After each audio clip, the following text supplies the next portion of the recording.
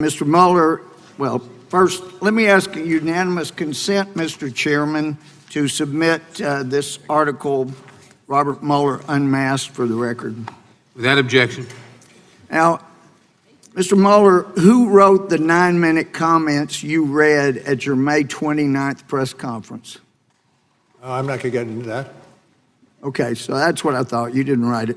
A 2013 puff piece in the Washingtonian about Comey said basically when Comey called, you drop everything you were doing. It gave examples. You're having dinner with your wife and daughter. Comey calls, you drop everything and go. The article quoted Comey as saying, if a train were coming down the track, and I quote, at least Bob Mueller will be standing on the tracks with me.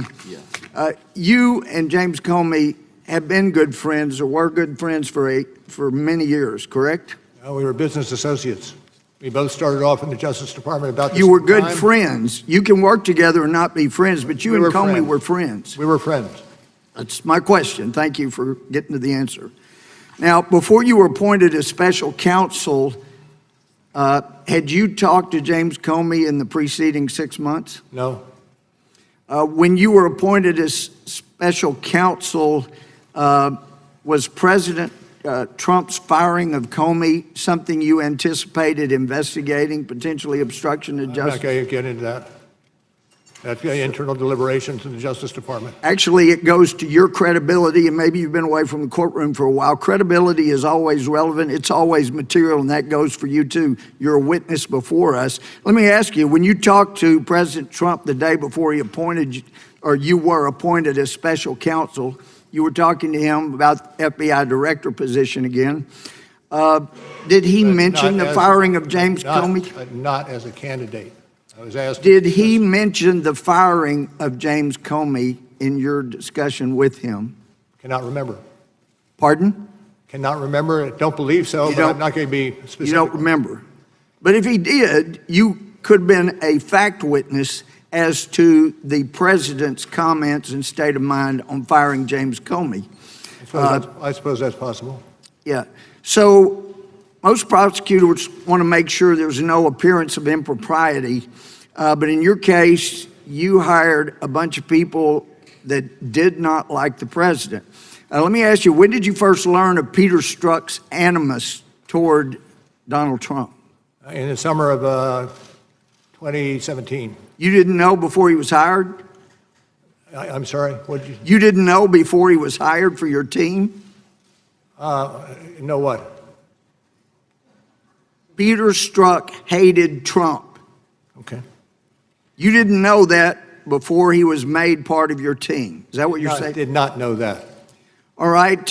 When did you first When learn? we did find out, I acted swiftly to have him reassigned elsewhere in the FBI. Well, there's some discussion about how swift that was. But when did you learn of the ongoing affair he was having with Lisa Page? About the same time I learned from Strzok.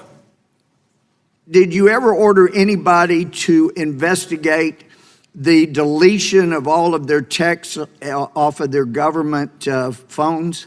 Once we found that Peter Strzok was an author of... Did you ever May I finish? order, well, you're not answering my question. Did you order an investigation into deletion and reformatting of their government phones?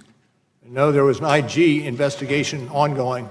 Well, listen, regarding collusion or conspiracy, you didn't find evidence of any agreement, I'm quoting you, among the Trump campaign officials and any Russia-linked individuals to interfere with our U.S. election, correct? Correct. So you also note in the report that an element of any of those obstructions you referenced requires a corrupt state of mind, correct? Corrupt intent, correct. Right.